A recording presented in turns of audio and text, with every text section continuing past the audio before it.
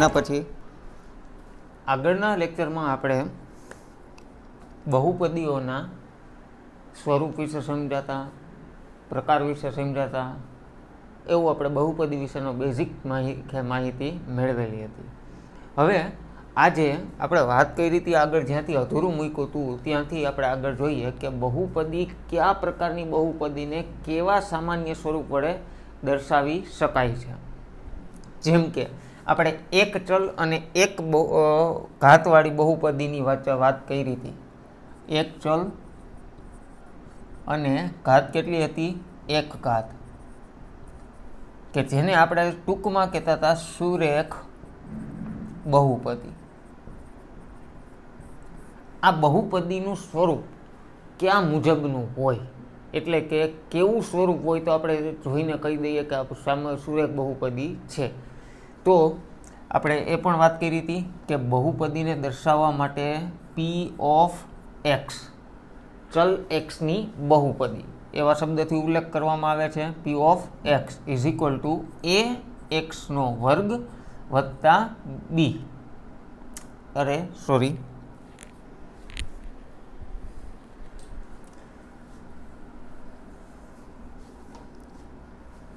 જો સ્વરૂપ p of x is equal to a x plus b મુજબનું હોય, સ્વરૂપ ક્યાં મુજબનું હશે? P of x is equal to a x plus b સ્વરૂપનું હોય.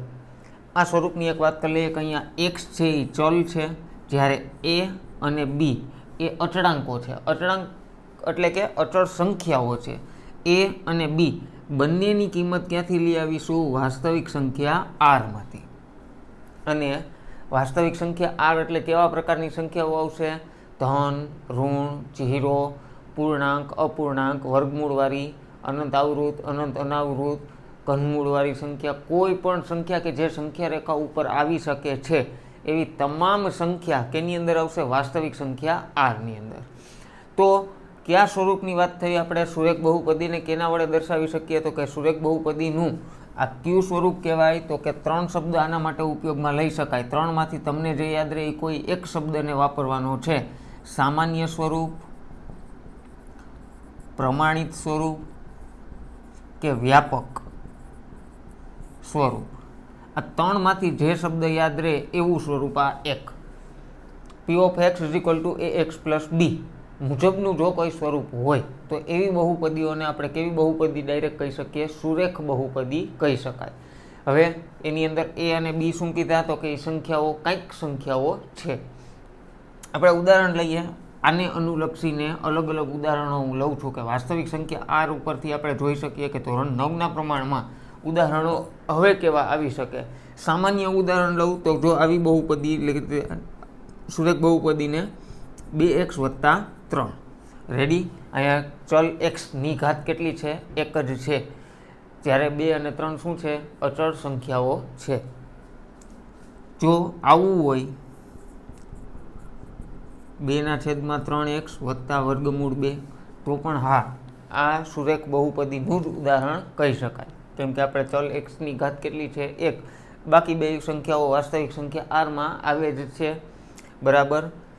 તો આવી રીતે અલગ અલગ. હવે જરૂરી નથી કે અહીંયા પ્લસની અંદર હોય ત્યારે જ આપણે આને આવી રીતે કન્સિડર કરી શકીએ. જો હું આમ ઉદાહરણ લખું પી of x is equal two 3x ઓછા 8/3 તો આ સુરેખ બહુપદી કહેવાય? તો કે હા કહેવાય. શા માટે? તો કે આપણને એમ થાય કે અહીંયા પ્રમાણિત સ્વરૂપની અંદર વત્તા છે અને આપણા ઉદાહરણમાં ઓછા આવ્યા તો અલગ પડે છે? તો કે નહીં. આ જ વસ્તુને હું આ રીતે લખી શકું પી of x is equal two 3x વત્તા -8/3 કે જે આપણને બીની કિંમત દર્શાવે છે. બી કેવો છે? અહીંયા ઋણ છે. બરાબર? તો આવા અસંખ્ય ઉદાહરણો થઈ શકે આપણને જે યોગ્ય લાગે એ પ્રમાણે. કેમ કે વાસ્તવિક સંખ્યાની અંદર કેટલી સંખ્યાઓ છે? તો કે ખ્યાલ જ છે આપણને કેટલી છે? અનંત સંખ્યાઓ છે. તો એ અનંતમાંથી આપણને જે યોગ્ય લાગે એવા કોઈ પણ ઉદાહરણ સ્વરૂપે અહીંયા લખી શકાય છે. બરાબર?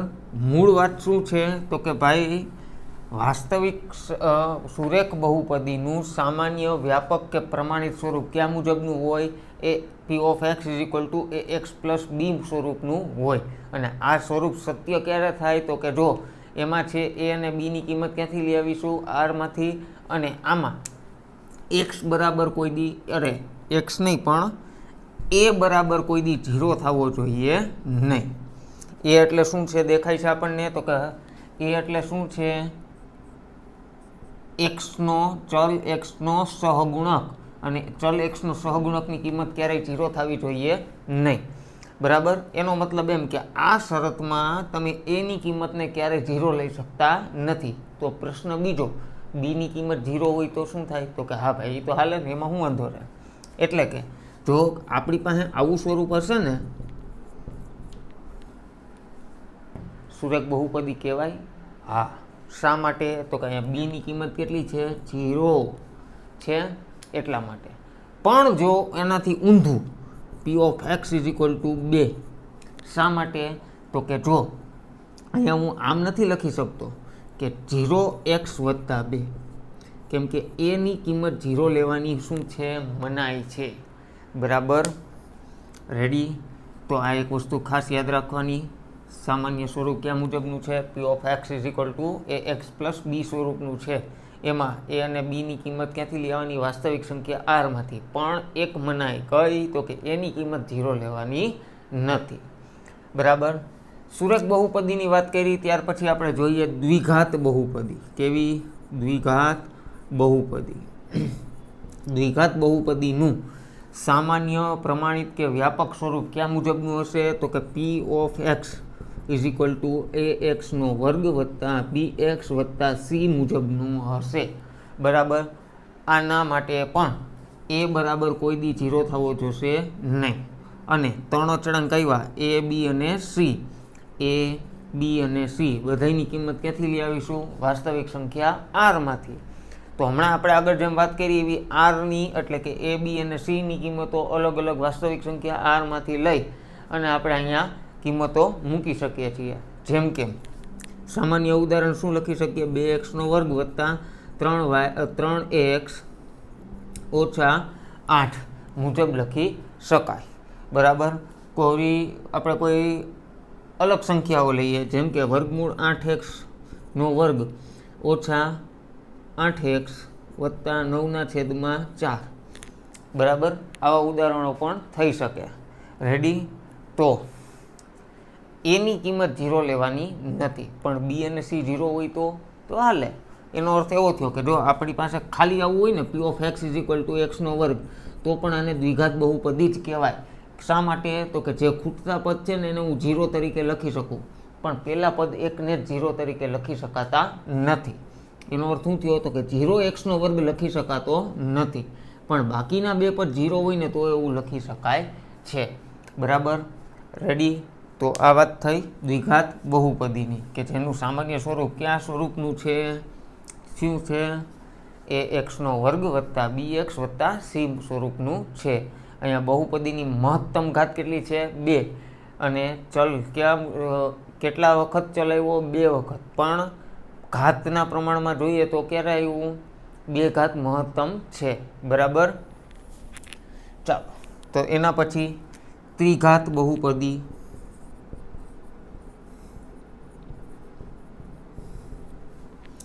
ત્રિઘાત બહુપદીનું સામાન્ય સ્વરૂપ p of x is equal to a એક્સનો ઘન વત્તા બી એક્સનો વર્ગ વત્તા સી એક્સ વત્તા ડી મુજબનું થાય.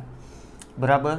આના માટેની આવશ્યક અને પર્યાપ્ત શરત કઈ થાય? તો કે એ બરાબર તો 0 લેવાના જ નથી, અને અચળાંક આવ્યા 4, એ બી સી અને ડી. 4 અચળાંક એ બી સી અને ડી ક્યાંથી કિંમત લઈ આવશું? વાસ્તવિક સંખ્યા આરમાંથી. બરાબર છે. તો યોગ્ય ઉદાહરણ લાગે એવા કોઈ પણ અંકો પસંદ કરી શકાય કે જે વાસ્તવિક સંખ્યા આરની અંદર આવતા હોય છે. જેમ કે સામાન્ય રીતે 8x નો ઘન ઓછા 5x વર્ગ વત્તા 3x ઓછા 2.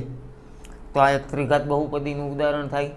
ઘનમૂળની અંદર, વર્ગમૂળની અંદર, અપૂર્ણાંક, પૂર્ણાંક, તમને જે યોગ્ય લાગે એવા કોઈ પણ ઉદાહરણોને આની અંદર સમાવિષ્ટ કરી શકાય છે.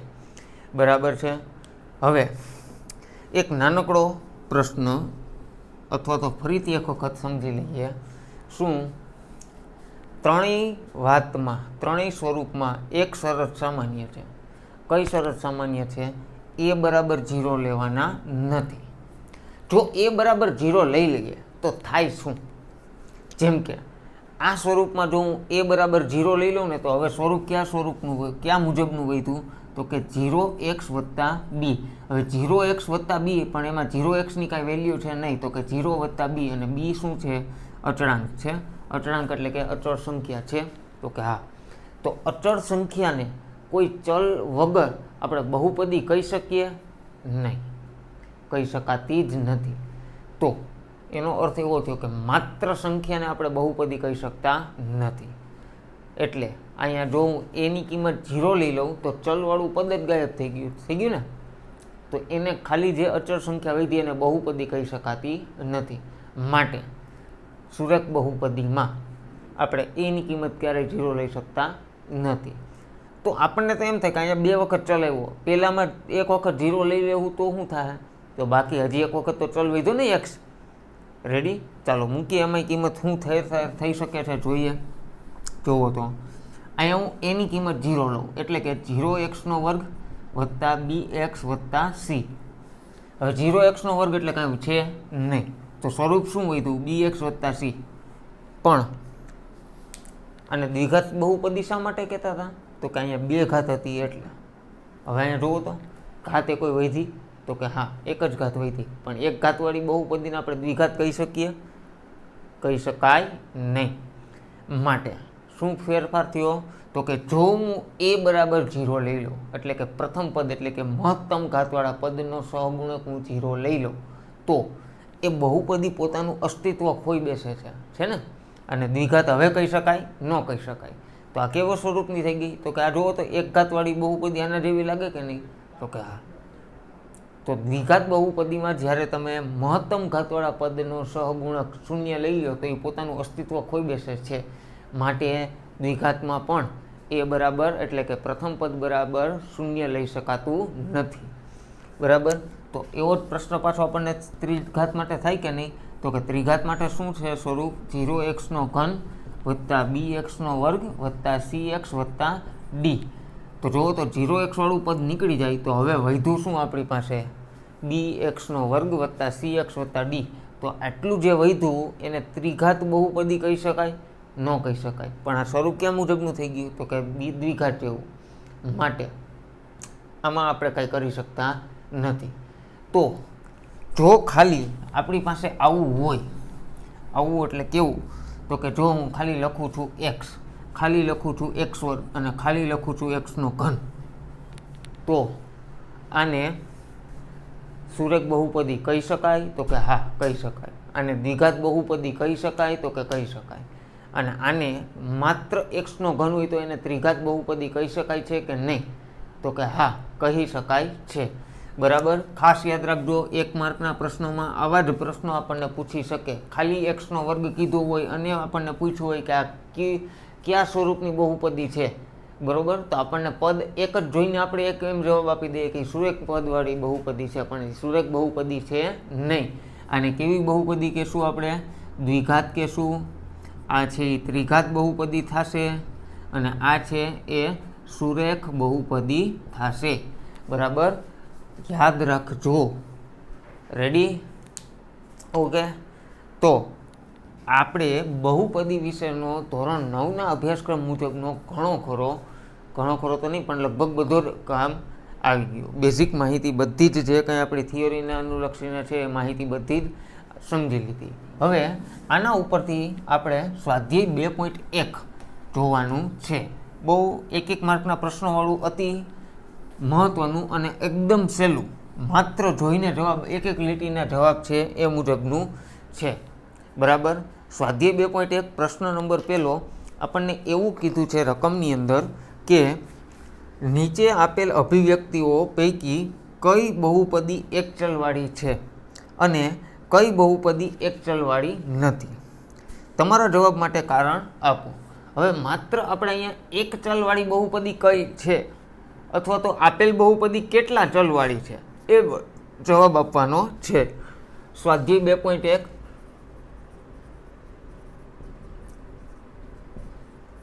પ્રશ્ન 1. એની અંદર પેલું છે આપણી પાસે 4x² ઓછા 3x વત્તા 7. બીજું y² વત્તા વર્ગમૂળ 2. ત્રીજું 3 t વત્તા t²2. ચોથું y વત્તા y² 2/y. અને પાંચમું x10 વત્તા y³ વત્તા t50. ચાલો મિત્રો, આના આપણે જવાબ દેવાના છે.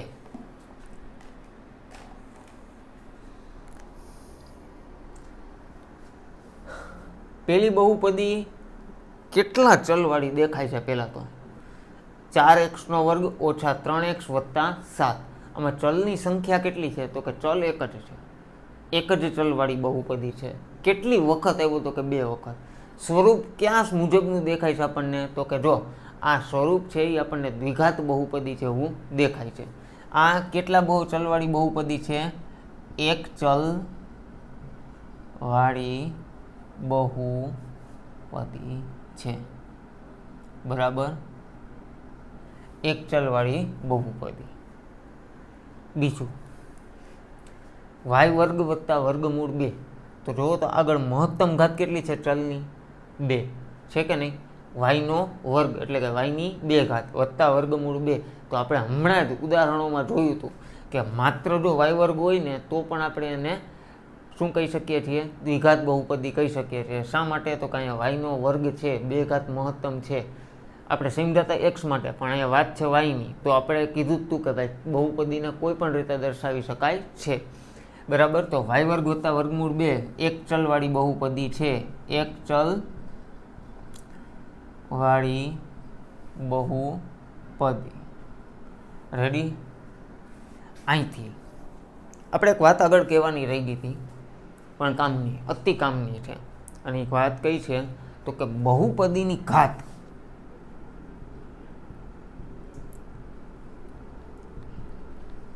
હંમેશા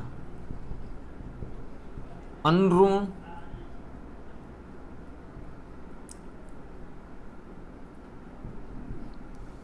પૂર્ણાંક હોવી જરૂરી છે. દરેક બહુપદીની ઘાત અનઋણ પૂર્ણાંક હોવી જરૂરી છે. હવે શબ્દ નવો થયો, અનઋણ પૂર્ણાંક એટલે શું? તો કે અનઋણ એટલે શું? પહેલાં તો કે ઋણ ન હોય એવું, એટલે કેવી સંખ્યા થઈ? ધન. પૂર્ણાંક એટલે આપણને ખબર જ છે કેવી સંખ્યા હોવી જોઈએ? પૂર્ણાંક સંખ્યામાં હોવી જોઈએ. બરાબર. એનો મતલબ એમ કે અપૂર્ણ સંખ્યા ચાલશે નહીં. તો શું થયું અહીંયા જોવો તો? કેવી સંખ્યા થઈ? તો કે જો પાછું આપણને એમ થાય કે નહીં કે પૂર્ણાંક સંખ્યાની અંદર તો સંખ્યા પદ્ધતિમાં ભણતા હતા તો ઋણ, ધન અને ઋણ, શૂન્ય અને ધન ત્રણેય પ્રકારની સંખ્યા આવતી હતી. અહીંયા આપણને ચોખ્ખટ કરીને કહી દીધી છે. કેવી? તો કે અનઋણ અને પૂર્ણાંક હોવી જોઈએ. બરાબર. અનઋણ અને પૂર્ણાંક એટલે કેવી? તો કે આપણે એક જ શબ્દ યાદ રાખીએ, ધન સંખ્યાઓ હોવી જોઈએ. બરાબર. ધન સંખ્યા હોવી જોઈએ, અને એ જ જરૂરી છે. કેમ કે જો હું x ની 0 ઘાત લઉં ને તો જવાબ 1 આવે. બરાબર. એ કોઈ પણની 0 ઘાત, જવાબ કેટલો થાય? 1 જ થાય. રેડી? તો એનો ટૂંકમાં કહેવાનો અર્થ અનઋણ પૂર્ણાંક એટલે કેવી સંખ્યા થઈ? તમામ ધન સંખ્યાઓ હોવી જોઈએ. એટલે કે વર્ગમૂળવાળી ઘાત ચાલે નહીં. બરાબર. આ પોઈન્ટ મહત્વનો છે, ખાસ યાદ રાખજો. બહુપદીની ઘાત હંમેશા કેવી હોવી જોઈએ? અનઋણ પૂર્ણાંક પ્રકારે હોવી જરૂરી છે. બરાબર. ચાલો, આ એક પોઈન્ટ સમજી ગયા પછી આપણે ત્રીજા પ્રશ્નનો જવાબ દઈ શકીએ છીએ. 3 વર્ગમૂળ t વત્તા t² 2. તો આપણને ખ્યાલ છે વર્ગમૂળ એટલે કેટલી ઘાત થઈ? 1/2. તો હું આને આમ લખી શકું, 3 t² 1/2 વત્તા t²2 લખી શકાય આમ? તો કે હા, લખી શકાય. પણ જુઓ તો હમણાં જ આપણે વાત કરી અને હમણાં જ ઉદાહરણ સમજ્યું કે કોઈ પણ ચલની ઘાત, બહુપદીમાં ચલની ઘાત કયા સ્વરૂપની હોવી જોઈએ? અનઋણ અને પૂર્ણાંક. તો આ અપૂર્ણ ઘાત છે કે નહીં? 1/2 અપૂર્ણ સંખ્યા છે. તો આ બહુપદી એક ચલવાળી નથી. એક ચલવાળી ખરી, ટી સાચું, પણ ચલ કેવો છે? અપૂર્ણ ઘાત ધરાવતો. અપૂર્ણ ઘાત ધરાવતો હોય એવી ચલને બહુપદી કહી શકાતી નથી. તો આનો જવાબ શું થાય? બહુપદી નથી. શા માટે નથી? તો કે ઘાત અપૂર્ણ છે. રેડી? અથવા તો એમ લખી શકીએ કે ઘાત અનઋણ પૂર્ણાંક નથી. જે લખવું હોય એ લખી શકાય. એવી જ રીતના અહીંયા જુઓ તો વાય વત્તા 2/y, વાય વત્તા 2/y. તો હું આનો લસા લઉં તો આવું થાય, અથવા ન લઉં તોય શું થાય? આનો લસા લઉં તો શું થાય? y² વત્તા 2/y બરાબર. અને જો હું ન લઉં તો આને હું આમ લખી શકું ડાયરેક્ટલી, વાય વત્તા 2y માઇનસ 1 લખી શકાય. કેમ કે આપણે આગળના પ્રકરણમાં શીખામણા કે વાય છેદમાં છે, અંશમાં આવે તો ઘાત કેવી થઈ જશે? માઇનસ.